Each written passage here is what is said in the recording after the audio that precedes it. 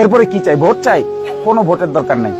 আপনারা আমার ভোট দিবেন, আমার মনে হয় আপনাদের সামনে জোর জবরদস্তি করে ভোট আদায় করাও আমার কাজ না।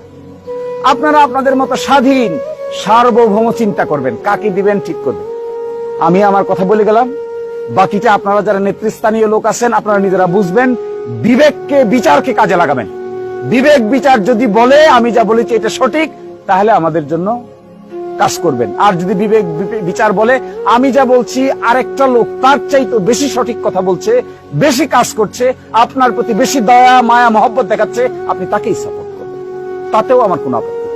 আমি এত ছোট মনের লোক না যে আরেকজনকে গালিগালাজ করে বা আরেকজনকে হেয় প্রতিপন্ন করে আমি বড় হইতে চাই। এটা আমার কাজ না, এটা কোনোদিনই আমি হইতে চাইবো না। আমার যদি কোনো ইজ্জত না থাকে, কোনো সম্মানও না থাকে, আরেকজনের ইজ্জতের বিনিময়ে আমার ইজ্জত বাড়ানোর কোনো দরকার আমার নেই। ফলে আমি আপনাকে বলছি, এর চাইতেও ভালো কিছু যদি কোনো প্রার্থী আমাদের এখানে আসতে পারে, এরকম কোন ব্যক্তি যদি আসে যে নাকি আপনাদের সকলকে নিয়ে চলতে চায়, সকলকে নিয়ে কাজ করতে চায়, সকলের সমস্যার সমাধান করতে চায়, সকলকে ভালোভাবে দেখতে চায়, বন্ধু হিসেবে নিতে চায়, আমার চেয়ে ভালো কোনো ব্যক্তি হলে তাকেই আপনারা বেছে নেন।